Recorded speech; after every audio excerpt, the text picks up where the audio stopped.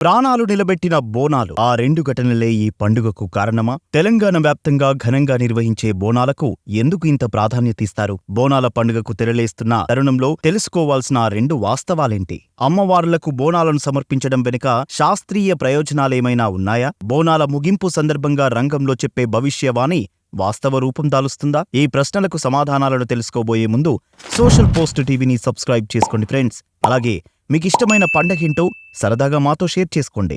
Option A Bonalu, option B Dasara, option C ఇతర పండుగలు. మీ అభిప్రాయాన్ని వెంటనే కామెంట్ సెక్షన్లో టైప్ చేయండి. ఈ వీడియో మీకు తప్పకుండా నచ్చుతుందని భావిస్తున్నాను. అందుకని మొదట్నుంచి చివరిదాకా మొత్తం చూశాక లైక్ అండ్ షేర్ చేయడం మర్చిపోకండి మిత్రమా.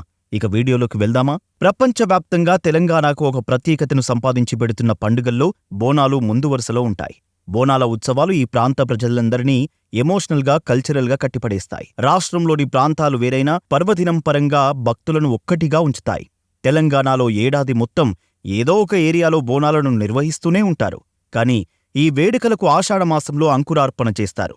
వందల ఏళ్ల ఘనచరిత్ర కలిగిన బోనాలకు జన్మస్థలం హైదరాబాద్ మహానగరం. ఇక్కడ గోల్కొండ బోనాలు ఈ సంవత్సరం జులై నెలలో ప్రారంభమవుతున్నాయి. ఇందులో భాగంగా ఎల్లమ్మ తల్లి, పెద్దమ్మ తల్లి, కనకదుర్గమ్మ తల్లి, సికింద్రాబాద్ ఉజ్జయిని మహంకాళి, చార్మినార్ భాగ్యలక్ష్మి అమ్మవార్లకు, లాల్ దర్వాజా సింహవాహిని మహంకాళి మాతలకు భక్తి శ్రద్ధలతో బోనాలను సమర్పిస్తారు.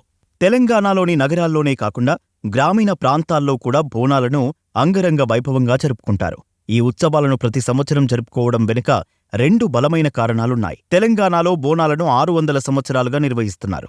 తెలంగాణను పల్లవులు పాలించిన కాలం నుంచి బోనాలను జరుపుకుంటున్నారు. తర్వాత వచ్చిన రాజులు కూడా ఈ సాంప్రదాయాన్ని కొనసాగించారు. అయితే హైదరాబాద్లో బోనాల నిర్వహణకు మరింత ప్రాముఖ్యత వచ్చింది మాత్రం 1869 ప్రాంతంలోనే అని చెప్పుకోవచ్చు. ఆ రోజుల్లో ప్లేగు వ్యాధి ఎంతో మంది ప్రాణాలను బలి తీసుకుంది. ప్లేగు వ్యాధికి అప్పట్లో ట్రీట్మెంట్ లేకపోవడమే ఇందుకు కారణం. అదే సమయంలో హైదరాబాద్లోని మిలిటరీ వాళ్ళు డ్యూటీలో భాగంగా ఉత్తరప్రదేశ్లోని ఉజ్జయిని ప్రాంతానికి వెళ్లారు. హైదరాబాద్ వాసులను ప్లేగు మహమ్మారి నుంచి రక్షించు తల్లి అంటూ జవాన్లు ఉజ్జయినిలోని మహంకాళి అమ్మవారిని ప్రార్థించారు. ఈ మేరకు ప్రత్యేకంగా పూజలు కూడా జరిపించారు. తమ కోరికను తీరిస్తే అమ్మవారికి హైదరాబాదులో గుడి కట్టిస్తామని మొక్కుకున్నారంట. సైనికుల విన్నపాన్ని మహంకాళి అమ్మవారు మన్నించారు.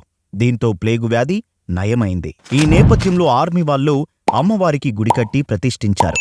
అప్పటినుంచి మహంకాళి మాతకు ఘనంగా బోనాలను సమర్పించడం ప్రారంభమైంది. దీంతో పాటు మరో ముఖ్యమైన సంఘటన కూడా బోనాలకు శ్రీకారం చుట్టేలా చేసిందని చరిత్రకారులు చెబుతుంటారు. అదే 1908లో హైదరాబాదులో వచ్చిన భయంకరమైన వరదలు. ఆ సంవత్సరం మూసీ నది భారీగా ఉప్పొంగడంతో నగరం అల్లకల్లోలమైంది. వేల సంఖ్యలో ప్రజలు చనిపోయారు. ఈ ప్రకృతి విపత్తు నుంచి నగరవాసులను రక్షించుమాతా అంటూ అప్పటి పాలకులు లాల్ దర్వాజాలోని సింహవాహిని మహంకాళి ఆలయంలో ప్రత్యేక పూజలు చేశారు. అమ్మవారికి పసుపు, కుంకుమ, గాజులు, పట్టువస్త్రాలు సమర్పించారు. అప్పటినుంచి ప్రతి సంవత్సరం ఆషాఢమాసంలోని చివరి ఆదివారం బోనాలకు అంకురార్పణ చేశారు. ప్రజల ప్రాణాలను కాపాడటం కోసం అలా మొదలైన ఈ బోనాల ఉత్సవాలు ఇప్పుడు ఊరు వాడా విస్తరించాయి. పిల్లా పాప అనే తేడా లేకుండా ప్రతి ఒక్కరినీ ఆకట్టుకుంటున్నాయి. దీంతో ఈ సంబరాలు అంబరాన్నంటుతున్నాయి. ప్రభుత్వాలు కూడా ఈ పండగ చేసేందుకు దేవాదాయ శాఖ ఆధ్వర్యంలో ప్రత్యేకంగా నిధులను విడుదల చేస్తున్నాయి. అధికార యంత్రాంగం అన్ని ఏర్పాట్లు చేస్తోంది. ఉత్సవాలను విజయవంతం చేసేందుకు ఎక్కడికక్కడ ప్రజలు కమిటీలను ఏర్పాటు చేసుకుంటూ ముందుకు సాగుతున్నారు. అసలు బోనాలు అంటే ఏంటో తెలుసా? బోనాలంటే భోజనాలు అని అర్థం. అమ్మవారి కోసం మహిళలు ప్రత్యేక పాత్రల్లో వండి భక్తితో తలమీద పెట్టుకుని గుడికి తీసుకెళ్లి మనస్ఫూర్తిగా సమర్పించే అన్నమే బోనం. ఈ బోనాన్ని బియ్యం, పాలు, పెరుగు, బెల్లంతో తయారు చేస్తారు. ఈ నైవేద్యంలో నెయ్యి కూడా వేస్తారు. పవిత్రమైన బోనాన్ని తీసుకెళ్లే పాత్రను పసుపు, కుంకుమ, సున్నం, వేపాకులు, పూలు, దీపాలు, చీరసారెలతో శ్రద్ధగా అలంకరిస్తారు. అనంతరం జాగ్రత్తగా తలమీద పెట్టుకుని మేళతాళాలతో, ప్రభబండ్లతో, కళాకారుల నృత్యాలతో, ఆటపాటలతో, ఆనందోత్సాహాలు మిరుమిట్లు గొలిపే కాంతుల మధ్య అమ్మవారి ఆలయానికి చేర్చుతారు. అక్కడ క్రమపద్ధతిలో బోనాలు పెట్టి పూజలు చేసి అమ్మవారి మొక్కులు తీర్చుకుంటారు. ఈ సందర్భంగా బంధుమిత్రులందరినీ ఇంటికి ఆహ్వానిస్తారు. తెలంగాణలోని కొన్ని ప్రాంతాల్లో ఈ బోనాల ఉత్సవాలను శ్రావణమాసంలో కూడా నిర్వహిస్తారు. శ్రావణమాసం అంటే అమ్మవారు పుట్టింటికి వెళ్లే సమయమనే ఉద్దేశంతో ఆడపడుచులను పిలిపించుకుని దేవతలకు ఈ ఆహారాలను సమర్పిస్తూ ఉంటారు. గ్రామదేవతలను ఒక్కో ప్రాంతంలో ఒక్కో పేరుతో కొలుస్తూ ఉంటారు. మైసమ్మ, ముత్యాలమ్మ, పెద్దమ్మ, ఎల్లమ్మ ఇలా రకరకాల పేర్లతో వ్యవహరిస్తారు.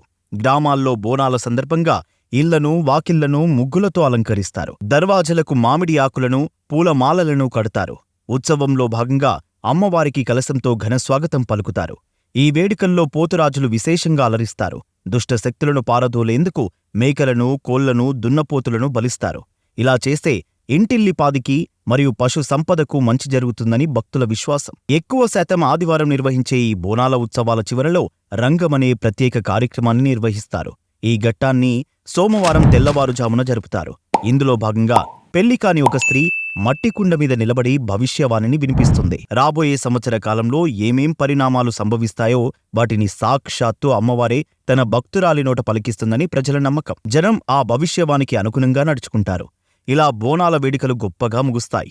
ఈ పండుగకు ఒక పరమార్థం, శాస్త్రీయ ప్రయోజనం కూడా ఉన్నాయి. ఆషాఢమాసం, శ్రావణ మాసంలలో వాతావరణం మారుతుంది. వర్షాలు కురుస్తాయి. కాబట్టి ఆ చల్లని పరిస్థితులకు అనుగుణంగా కొన్ని వ్యాధులు వస్తాయి. వాటిని మోసుకొచ్చే క్రిములు, కీటకాలను పసుపు కుంకుమల్లోని యాంటీబయాటిక్స్తో అడ్డుకోవచ్చు అనే సందేశాన్ని కూడా బోనాలు బోధిస్తాయి.